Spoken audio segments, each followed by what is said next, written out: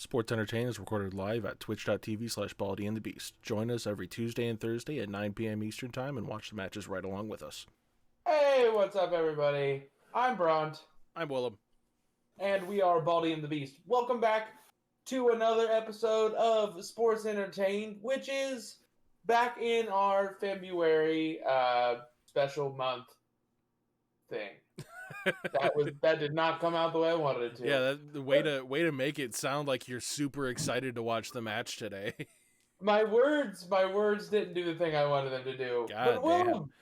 Welcome to our month where we're watching women's wrestling.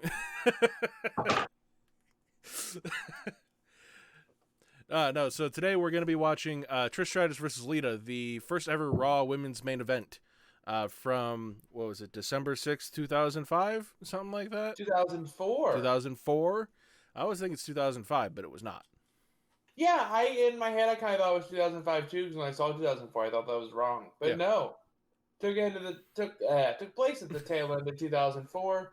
So I'm not going to do attendance for this one because it was a live show, so you don't know how many, or it was a Raw, so you don't know how many of those were giveaways and all that fun stuff. But this match they're was not important. Real people. Yeah. This match was important for a couple of reasons. So this was the first ever WWE main event with only female wrestlers. But these two talents are not exactly indicative of the roster. Because the roster, was not on this level. At this point, they were still crawling out of the women are only here to look good era. Right. So, it would be over a decade after this match yet that women will be taken more seriously. So, while this is great and it's a cool first moment, they had a long, long way to go. And we're still on that road of getting that all. We're near the end. At least the road is paved now. At least the road is paved. Yep. But that being said, these two took the business seriously because neither of them was brought in for their ring work. That's just the time. They were brought in because they were attractive, and that was it. But they really took it seriously. They worked hard, and they kept going until they were two of the top women in the American scene, if not two of the top women in the world. Yep. There's a whole ocean of other women's wrestling elsewhere, but they were still definitely top tier in terms of women's wrestling, especially at the time that they were in. And if you just go on level of fame over the whole world, they probably were the two most famous because of the company they worked for. Yep. But still. Yep. Well, and like you said, it's really kind of indicative of their love for the business because Trish, when she signed on, she was literally intended to just be eye candy, to be the valet for Test and Albert. And Lita, she had a little bit more because she actually had some training with luchadors, and she did a couple one-off appearances in ECW before making it to the dub. So she had a little bit more training under her belt, but that's not what her intended role was at the time. So you can really tell how much they really loved and wanted to improve to get to the point that they were at now. Yeah, and they did it like you said themselves. They probably didn't have to. Yep. Well, I suppose it's not to discredit the other women at the time, but in the end of 04-05, that was really, really the start of the Divas era. But if you look previous to this, you had people like Victoria, Molly Holly, Ivory, Jazz, all these women that were actually super duper good, just super underrated though, because women's wrestling was not super popular at the time. Yeah. So, and part of that was booking. You could have made women's wrestling more popular. Jacqueline, JD says Jacqueline was great. Yeah. So, shit, yeah, Jazz, and she's still fucking going. Yep. Jacqueline wasn't she in the Rumble we covered last week? She looked good. Yeah, when we watched the first Women's Royal Rumble last week, which will be up on Thursday. But you can definitely tell when she came out, she was a little nervous because it's been a hot second since she came out, but she was great for the time that she was in. Yeah, she still looked good. Yep. That was 3 years ago, so things could have potentially changed, but Right. 4 years ago now. 4 years ago. That was 2017, yeah. 2018. So, It's 3 years. 4 Rumbles ago, but 3 years. So, but anyways, let's go ahead and let's get into that card. This one was really heavy. If you look at match times, it was heavy on skits and not as heavy on like the longest match on the card goes 11 minutes and 40 seconds, and it's not the main event. Well, I mean, to be fair, this wasn't a pay-per-view. This was just your normal episode of Raw, that just so happened to have like a really important main event. Although, to like throw a heaping helping of salt on top of that, while this is a landmark match for women's wrestling as far as importance, you can still kind of see like the stink of WWE being like, all right, but it's still a women's match, because they only like the entire segment from entrance to the end of the show is 10 minutes and 25 seconds. So this match doesn't go very long. But it's still absolutely important to the history of women's wrestling. Yeah. And I was just saying from a match perspective that they weren't lasting long because of the whole card, which is, like you said, is a Raw. There was only like roughly 32 minutes of match. Yep. Which you got to imagine some of that's on commercial, and that's why I was saying it's very promo heavy and skit heavy. Yep. But anyways, the first match on the night was Eugene with William Regal defeating Maven by DQ, followed by a weird one in hindsight because one of these names is way bigger than the other. Simon Dean defeated the Hurricane. Yeah. Well, Simon Dean was hot at the time because he had like that the Simon system, and he had a gimmick like that wasn't Nova from ECW. Like he actually had they had just brought him in, or they just brought him back in, and he actually had something going for him at the time that, from what I remember, was fairly entertaining, but it was very just like, it was different. It was very different from what you would normally see at the time, because the early 2000s, where there was just this huge like influx of all of this, like that type of thing, like exercise shows and like exercise products and stuff like that. Yeah. I don't know how to transition that, so transition. Shelton Benjamin beat Captain Charisma to retain the Intercontinental title in only 5 minutes, so they probably made Shelton look pretty good there. Yep. Followed by Chris Benoit and Chris Jericho defeating Batista and Triple H by DQ, though, so that makes sense. Right. Because they had Ric Flair with them. So if this wasn't Evolution, no, this should have been Evolution at the time. Yeah, it was Evolution at this time. And the last match, our main event, for the WWE Women's Championship. I'm pretty excited. Yeah, I also want to point out. Match. I want to point out. So there's a tag on this video that's, it's literally called Rock and Roll Limbo a Go-Go Contest.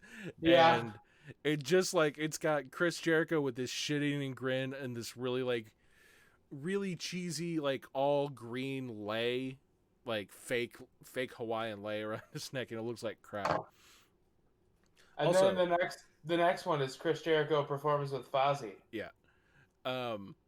So Chris Jericho is very heavy on this particular card. Like he's got 1, 2, 3, 4. He's got at least 5 or 6 different segments on the card dedicated to himself. Yeah. But something else that I literally saw this today, and I feel like it's fitting that Christian's on this card somewhere. Did you know that in 2005 there was a point in time where Christian actually had the highest selling piece of merchandise out of everything in WWE? No, what was it? It was his Captain Charisma shirt. Really? Yeah, he had the highest selling piece of merchandise out of everybody in WWE. That surprised me because that would have been shortly before he left to go to TNA, right? Yeah, like he had his piece. That particular piece of merch was outselling the unedited version of John Cena's album. Vince would see something like that and be like, maybe we need to push this guy that seems to be super fucking popular. Right. Well, I mean, they did wind up eventually pushing him. I think the only reason Christian ever left the dub was just to, like, see what else is available. Got a world title out of it. Yeah. Elijah in the chat says, did you know back in 2005, Braun was a big old nerd? Fuck you. I'm still a big old nerd, for the record. Yeah. I do a wrestling podcast as proof. Yes. All right. So I think we can go ahead and jump into the match. Like we said, this is the last tag on the video. If you're watching it and you don't feel like looking by the tags, this does start at 1 hour, 20 minutes and 4 seconds. I'm going to give everybody just a few seconds to go ahead and find this. Like we said, this is a rather short match, so this might turn out to be a little bit shorter of an episode just because there's not as much match. But if you're watching this at the time that it came out, the Royal Rumble actually just happened this past Sunday, so 3 days ago now from when we're airing. If you're watching this on YouTube, it's a week past, but you know, I've explained that plenty of times. But we're gonna go into that a little bit at the end of the show because there was a lot of good stuff that happened there, and they're pushing forward storylines that feel like it's gonna go into a very nice Mania season this year. Maybe. We'll see how it turns out. Everything is always maybe. Yes. But anyway, once again, this match starts at 1 hour, 20 minutes and 4 seconds on the network. Gonna go ahead and count it down from 5, 4, 3, 2, 1. Click. She did throw a pretty moonsault. Oh yeah. Lita with the big win. Winning the first ever main event. That's a huge career moment. Yep. Lita winning in the first ever women's main event and winning the women's title. Again, in the first ever women's main event on Raw or on any WWE TV, just in general. Yeah. It's just a huge moment just in the history of women's wrestling and the history of professional wrestling in general. Lita also has an underrated theme tune. Oh, yeah. It's a fucking banger. Any wrestler that wants to come out to a song that begins with, "So fuck your rules, man, let's go." That wrestler is my wrestler now, yes. Yep. God, that's so good. And JR put that over really good. He was like, "Oh my God, she's the new," he put that over like Rover. Oh yeah. And if you look at this match and what it really meant to what it means to just any women's wrestler today, like if you listen to any of today's current women's roster, they will look back at this match and say, yeah, that was my inspiration for trying to get into the business, because it just showed that women's wrestling is not just bra and panties match. It's not just like wrestling in pudding or mud. Yeah. Now, granted, the dub didn't really do anything to remedy this situation for about 10 years. Yeah. If not longer. And there's still some issues with stuff today, but it's gotten way better in recent years. Yeah, and not to give them a defense, because I don't think they deserve it. The depth of talent is also much more deep than it used to be. It used to be a kiddie pool, and now it's like there is like an ocean of talent. Right. I used to not get past my knees. Now it's up to my head. Yeah. It really is. Like, especially in the dub, they've signed so many of the world's top women's wrestlers. It's really impressive that the Knockouts even have a division that's right.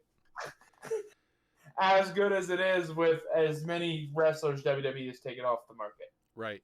And it's not just like the amount of like good women's wrestlers, the amount of variety that there is in wrestlers that they signed. Because it's not just like they have a lot of women's wrestlers. Like, they have a lot of talent. They have a lot of different talent. it could very easily be an ocean the depth of a paddling pool, but it's not. It's very like there's so much there that can be done with. Yeah. So on the scale of 1 to 5, how are you rating this match? I would say this match is like a solid. It's not great. Yeah. It's a good Raw main event. I'd say like 3.25 star. Yeah. I'm gonna go ahead and agree with you there, because it was an absolute, in terms of importance, it's at least a 4.5 star match. But as far as match quality, it's probably about a 3.25 stars. It's very Raw main event. There's a lot of like moving and brawling. Lita potentially got very hurt, and that actually might be a thing that led her to retiring, because she retired probably a year and a half after this. I don't remember when she retired. I know it was that terrible Crime Time thing. Yeah. But this is absolutely like a landmark match in the history of women's wrestling. So going out of that, since we have a little bit of time to kill, like we're only about half an hour into the episode, 20 minutes or so if you're going and watching us on YouTube. Just a quick aside, I apologize. Yes. She retired in, it looks like, late 2006. So almost right around exactly, almost exactly 2 years. Yeah. So it really kind of goes to show, like, even if you're looking at a lot of women's rosters, like they don't really last very long. No. Like Trish was full time in the business until 2005, and she signed in 99. If you count like time to actually train, she was full time on the she was full time as a wrestler on the roster for probably 4 years. Yeah. And it's kind of understandable why, especially back then, they didn't last as long. Mm-hmm. Because, like, I'm sure there were a lot of things, like, creatively that were very frustrating. Yep. If you're trying to take yourself seriously as a wrestler. Especially as a woman. Definitely 100% as a woman. Probably not even creatively, because probably just backstage politics-wise. Because if you think about it, at this time, a good chunk of the reason that the women's wrestlers were on the card is for appearances, and once that age kicks in, you're out.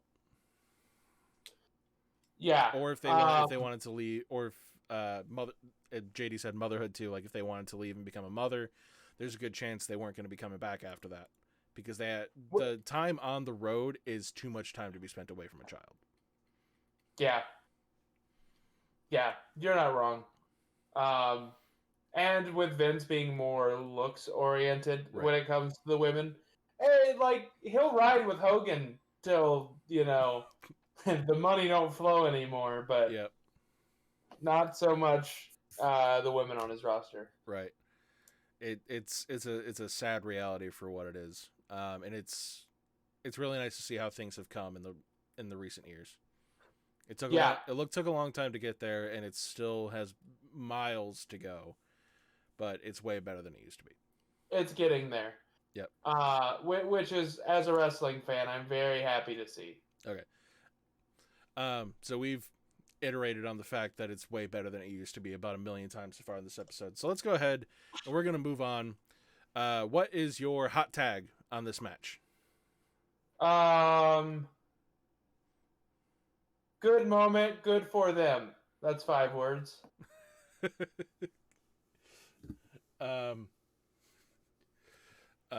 Lita fucked up her back.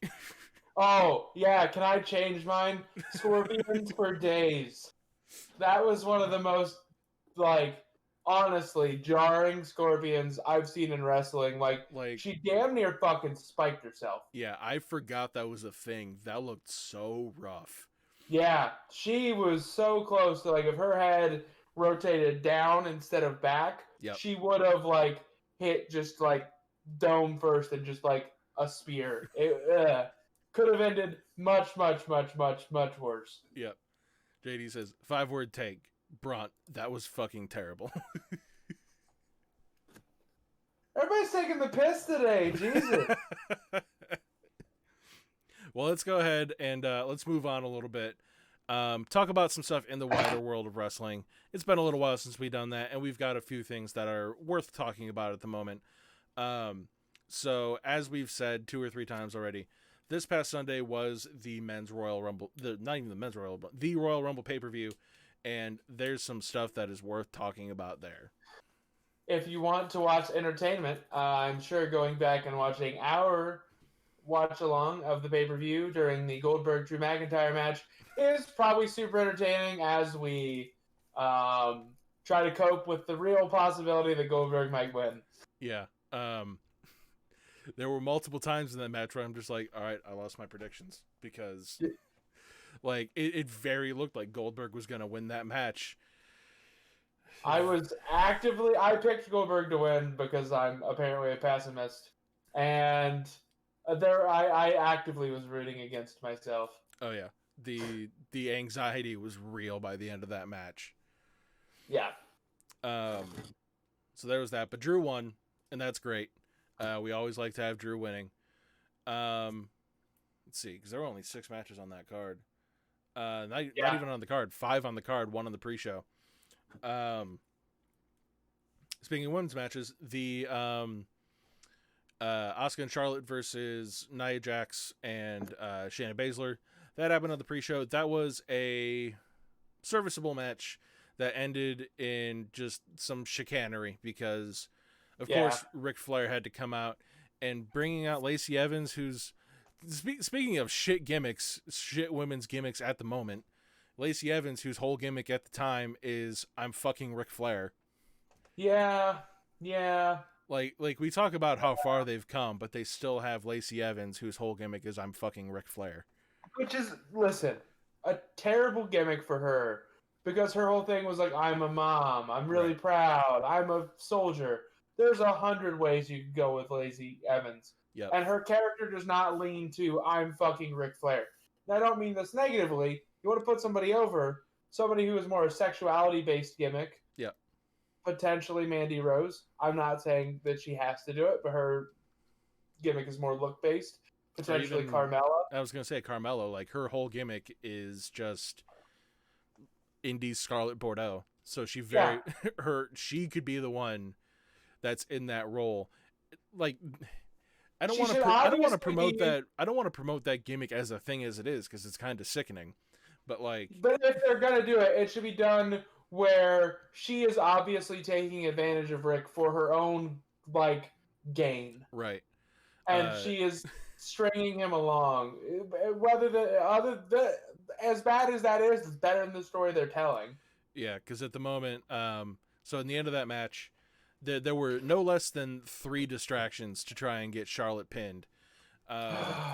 Charlotte got distracted by Rick, got distracted by Lacey, and then I just fucked something up. Punched by Lacey. Well, she got distracted by Lacey on the outside, and then Lacey took out some knucks and clocked Charlotte right in the head while the ref wasn't looking. And that led to the pinfall in that match. Yeah, that is what it is there. On an unrelated note, be jealous of my juice box. I want a juice box? Fucking... Yeah, I know. That's why I told you. Hey, shame on you. Oh, hey, why I'm shame screen. Shame on you for your juice box. I want a juice box. Go to not sponsored by Costco where you can buy a big ass box of them for like $5. Yeah, I get my juice box out of my fucking Lunchables box every day at work. That juice box was pretty shameless. Yeah. If only they paid me, I'd be way more shameless. Oh, yeah. Imagine if Kool-Aid sponsored the show. I would drink it like this instead. If Kool-Aid sponsored the show, you would be wearing like Kool-Aid shirts. You'd have Kool-Aid decals up in the back of your set.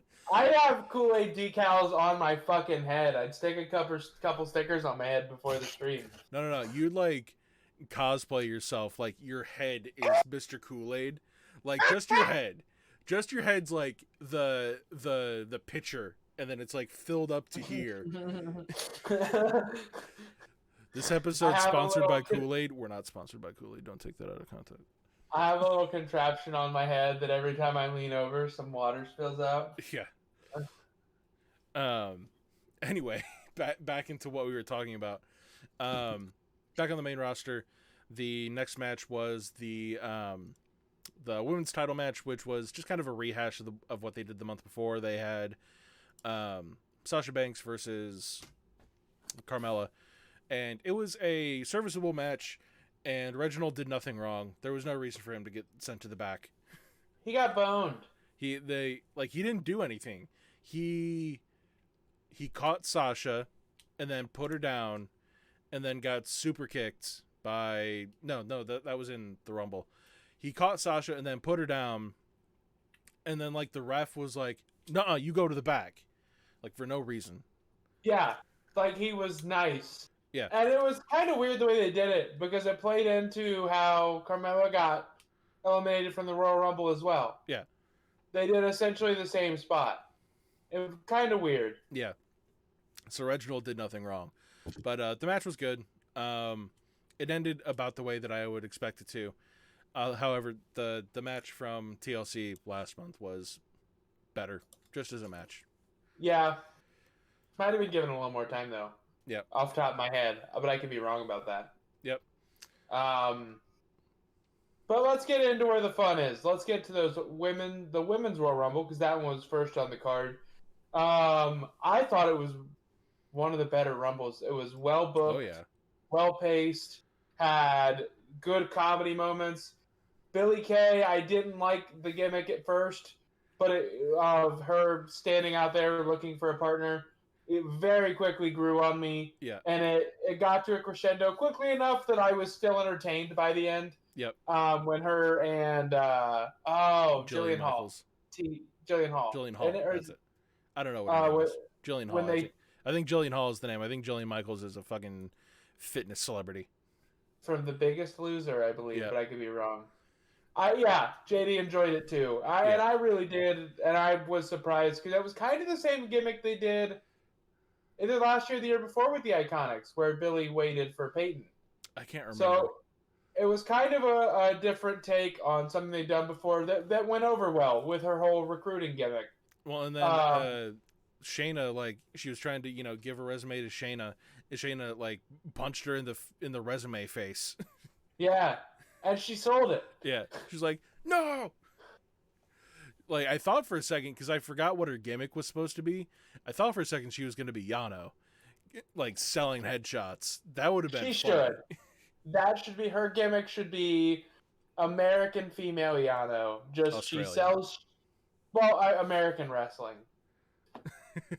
The American scene's female equivalent of Yano. Yeah. That is Australian. Yep. You're very correct. But that would be super cool, especially in pandemic times, because you could put, like, I don't know, just random people at ringside just for when she comes out. Make it hokey, make it dumb, make it her selling a DVD and signing it on her way to the ring. Yep. Give me Yano. But in addition to that, they also had some other great moments. They had some, like we mentioned, Jillian Hall made a return. Victoria made a return, which was very interesting to see. Like, she looked great. She looked good. Hadn't been in a WWE ring in a very long time. Very happy for Victoria coming back, even if it was just a one-shot thing. Apparently now, granted, I didn't watch the video because I was at work, but I saw the video was posted. Apparently, she was having some struggles trying to get back into the WWE because they were, like, blackballing her, essentially, from trying to get back in. Oh, really? Do you know why? No, I didn't really get a chance to watch the video. I just saw that it posted, and she was having some trouble trying to get back in. So good for her for actually making her way back in. Hopefully, she makes it into the Hall of Fame here in the next couple of years. Yeah. Because Victoria's fucking great. But onto the actual, like, some of the other good bits in the match. Alexa Bliss coming out. I like what they kind of showed with this is that I'm guessing Alexa Bliss's whole character, like I understand that she's like Lady Fiend, but from what they showed at the start of this is that she's like a child with horrendous superpowers. It's kind of her whole gimmick, because she was just like beating the actual shit out of people with like no effort given. And then when she tried to change into Lady Fiend, they were like, nope, not happening, and threw her out of the ring immediately. Yeah. So they sold that really well. Other things, they one of the I want to say one of the big themes of the whole night was playing on our expectation of shit booking from WWE, because they did that really well in the men's rumble, in the women's rumble, and in the Drew McIntyre Goldberg match. The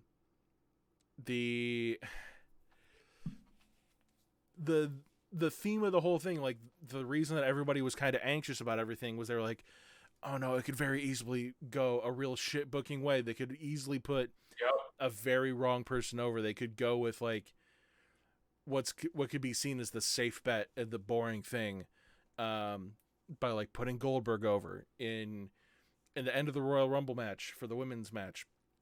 The final three were Bianca Belair, Rhea Ripley, and Charlotte, and everybody was like, no, fuck no, they're giving Charlotte the win 2 years in a row. Yeah, I was a little scared of that. Yep. But luckily she was the first out of that three-way eliminated. Yep. And then they did, I think my favorite spot from the whole match was Bianca Belair and Rhea Ripley had both gone over the top rope. They were fighting on the outside of the ropes, and they just decide, they look at each other and like, let's just get back in the ring. Yep. And they very calmly, while staring each other down, get back into the ring. And I thought that was kind of a cool, like, yeah, if that was real, if wrestling was not a work, that's exactly how you would handle that. You'd be like, okay, let's just both remove ourselves from danger. Let's fix ourselves, readjust, continue what we're doing. JD says he's especially not big on Asuka looking like a chump with Alexa Bliss. And that is definitely a thing. Asuka in no situation should be looking like a chump to anybody, because Asuka is legitimately one of the most like hardest people on the fucking planet. If I was in charge, and I'm a huge Asuka mark, I will put that out there right now. If I was in charge of booking, she wouldn't lose, like barely ever. Yeah, she would constantly be my champ. She would always go over clean. But when she does lose, I'm gonna give you a whole fucking 3-month to 6-month package of you beat Asuka, and now everyone wants to know how the fuck you beat Asuka. Yep. Like, if you have a solid star like that, which she's capable of being, more than capable in ring wise, you can maybe put her over a little too much in order to get stuff off the back end from when you do put people over her. Yep. And that's just not something that the dub is real good at doing. They're good at finding that person and putting them over on the men's side. Like, they found Cena, they put him over everybody. They found Roman, they put him over everybody. But they're not as good at making the losses feel like awesome. Yeah. Like they don't make the losses feel impactful. Yeah. Like it should be a big fucking deal when Asuka loses. Yeah. Exactly. And it should be like, if that's not a title match, that person is, you're in line for a title shot because you beat Asuka. Yep. Like Asuka should be like, somebody in the position of Asuka should be like, if you beat them, you're in for like shit down the road. Like, something's happened. Like, you're getting like a title match with somebody, like you're immediately bumped up. Your stock is much higher. Yeah. And you can do that, like, if you're debuting somebody from NXT that you're high on. That could be, you can't do it a lot, but maybe once. You could immediately put someone over and probably get them over with the crowd. Yep. Off of a well-booked beating of Asuka, if she was booked, more Sometimes she does look kind of silly, which is a shame. Yeah, just more serious, I guess. Yeah, like she should just be an ass kicker. Yep. Because that's what she is. And they should mention that she used to work for Nintendo more, because god damn it, that's cool. JD says, I don't understand how you book your champ to be afraid of a girl on a swing with black lipstick. I'll disagree with you on that a little bit, because she's also possessed by, like, a non-pain feeling demon. Yeah. She's possessed by a demon. Like, she's now, like, Bray Wyatt's gone and the Fiend has taken over Alexa Bliss's body, which is kind of a weird thing. I'm sorry I keep fucking with my nose. I got some shit going on. But like it's very, for anybody to be afraid of the Fiend is probably about the same reason that anybody, any champ would be afraid of somebody like Abaddon in AEW. Yeah. Like, the Fiend is inherently a scary thing if you look at it in kayfabe. If you look at it like in reality, from the matches that we've seen, it's not super scary. But if you look at it in like in universe in kayfabe, the Fiend is inherently a terrifying thing. Yeah, I mean, it's pretty much, you look at some of the as bad as they've booked him at times, the damage he has still taken. Yeah. And gotten up from and no sold. Yep. Yeah. And I'm excited for when they're both back and they're doing, like, I would love to see them do a double dominant, like where they're both dominating everybody. Because when they're possessed by the Fiend, they just don't feel pain. Yep. Anyway, we've ranted and raved long enough on that one. The finish to the Women's Royal Rumble match, it wound up being Rhea Ripley and Bianca Belair in the final two. Although if you look at it, Bianca Belair absolutely should have lost because both feet touched the ground. Even though I had Bianca to pick, and I feel like it's the correct choice, that they need to make that a storyline. Yeah. So Bianca is the Women's Royal Rumble winner for 2021. I believe they announced who she is going to face, but last night on Raw, but I did not watch Raw, so I don't know who it is. I'm assuming it's probably going to be Asuka, but I don't know for sure. Anyway, moving on to the next match. The last man standing match between Roman Reigns and Kevin Owens for the Universal title, I believe is what he has. The Blue Universal. I believe that's it because Roman's on SmackDown. They're all the same belt. Yeah. And that was a great fucking match. I'm fairly certain. I don't know for sure. Obviously, no. I've not really looked at a whole lot of stuff because after we went off the air last night, I went to bed and then I had to work today, so I haven't had a whole lot of chance to check Reddit or to check news to see like the whole everything behind the match. But I'm fairly certain a good chunk of that match was pre-taped because after some of the stuff in ring, they went backstage and Roman hit KO with a golf cart. With no warning. With no warning, like with almost perfect comedic timing. That's my spot of the fucking night. Except it's not, because then KO put Roman on a table and then went up on top of a forklift and did a swanton off top of the forklift onto Roman through a table. And that was fantastic. And then they went back to the arena and they fucked around for a little bit. And then there was a botch at the end of the match because they couldn't figure out how to get handcuffs off Roman so he could stand to his feet. And then Roman just stood up anyways. Yeah. Yeah. The end. They really should have just let KO win. Yeah. And then just write it off as he didn't beat me. He cheated. The key, like, not he cheated, but like he got lucky. The key wasn't working. Right. Like, beat me in a match. Beat me in, and then he challenges to an Iron Man match. I don't know. Something. Who knows? Or it was about handcuffs. What's close to handcuffs? Dog collars. I don't know. A dog collar match, a strap match, some shit like that. A strap match, yeah. Something. Get the title back on Roman, because obviously his storyline dictates he have the title. Right. You could even do that as early as Friday night. Right. But that's just my opinions on it. They could have done other things with it, and they didn't do the other things. Yeah. And then we go into the men's rumble match, and the men's rumble was great. There was a lot of good stuff that happened. It is a shame that they announced going into the match that 1 and 2 were Edge and Randy, because that just took all of that away. They should have not done that. But the match was very entertaining. We saw a couple of good returns. We saw Christian return, which that was a very emotional moment for a lot of Christian fans, because they would never have expected him to come back. He looked great. They did a lot of really good moves. Edge was very emotional in the match. Like, you could see it on his face throughout the entire time. He might be coming back part-time. Yeah, I think I did see that. So that'd be cool. Carlito came back. Carlito's in amazing fucking shape. He looked super good. He was on Raw last night too. Hopefully he is. Yep. Hopefully he teamed with Hardy. Okay. So hopefully he's back, because he looks good.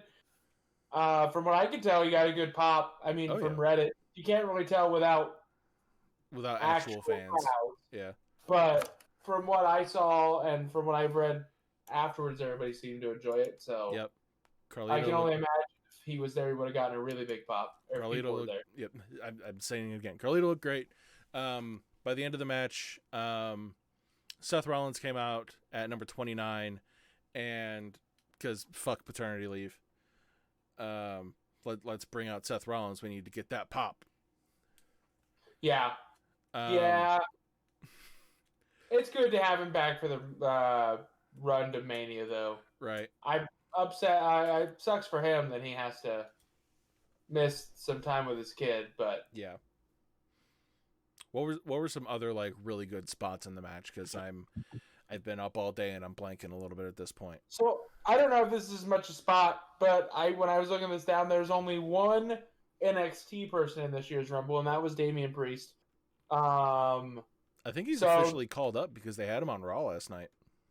Yeah, I was about to say, and Randy Orton was kind of, I said it to you, but Randy Orton tweeted at him, let me find it, and I quote, "Get your ass up here and let's fight and make some money and crack a beer." Yeah, I saw that. What the fuck are you waiting for? Time? Fuck time. I'll set my alarm. He did that at like 9 a.m, which is the most wonderful thing. That's fucking great. I think Randy's just kind of at the fuck it point of his career. Yep. He probably signed a huge deal because he was teasing AEW. Oh yeah. He's probably making lots of money. But honestly, if WWE capitalized on shit, they would have a fuck time shirt, because I would buy the shit out of a Randy Orton fuck time shirt.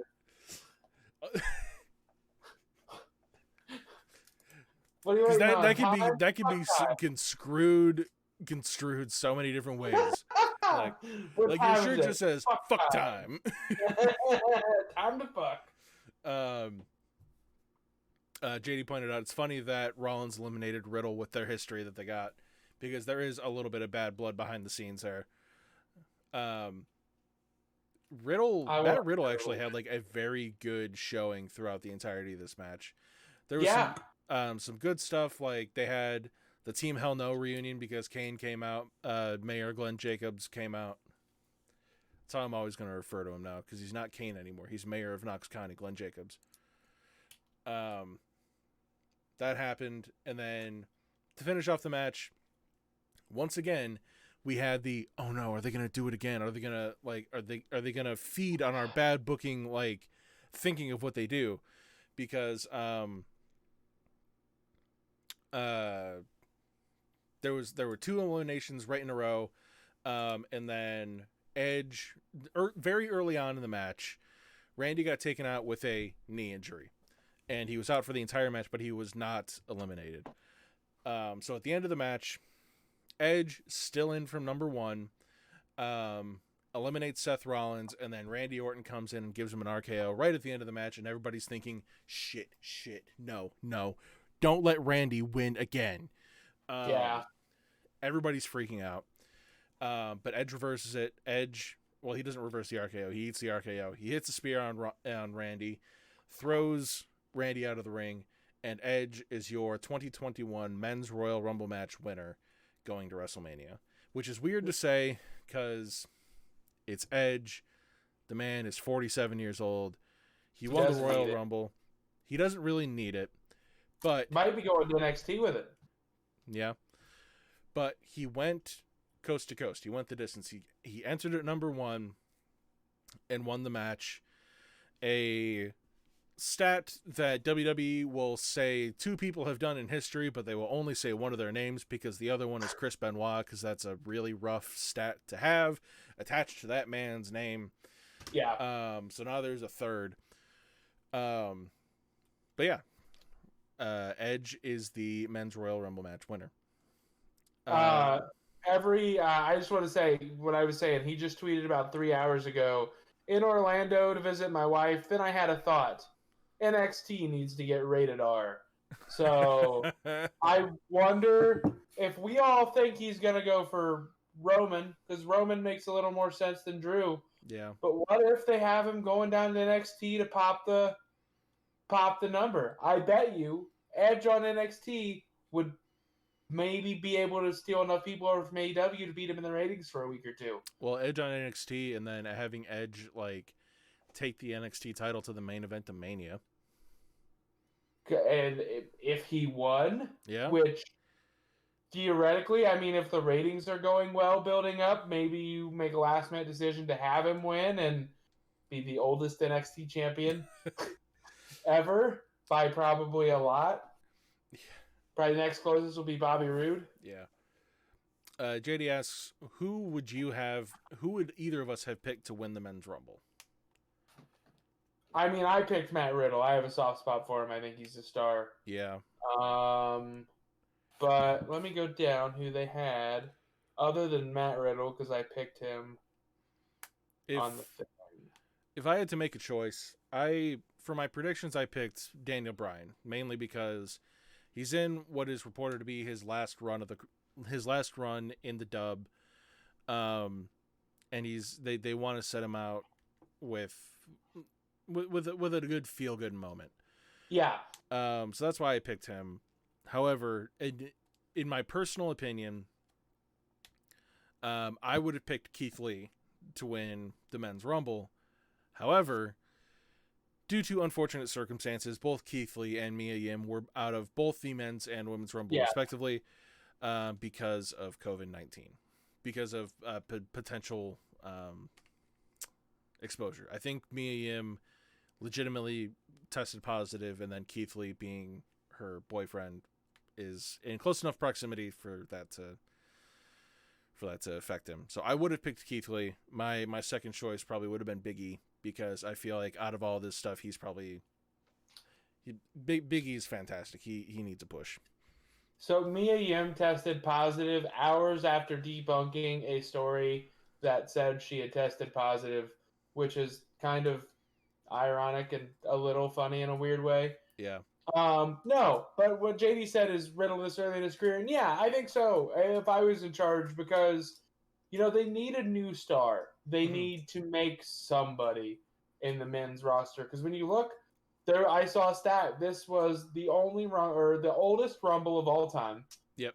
Just age per competitor, and they only had 2 people in this Rumble that were under the age of 30, and that was Dominic Mysterio and Otis.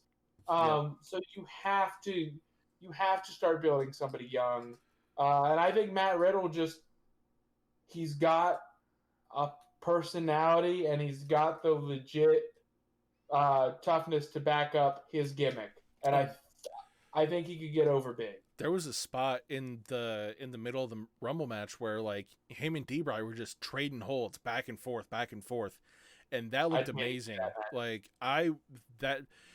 If there was a 2-match card, I would pay dollars to see Bianca Belair versus Rhea Ripley and Matt Riddle versus Daniel Bryan.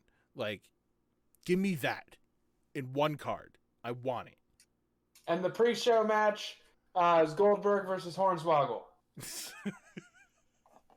All 5-star classics in their own right. Yes. Make it go Goldberg versus Hornswoggle in a 60-minute Iron Man match.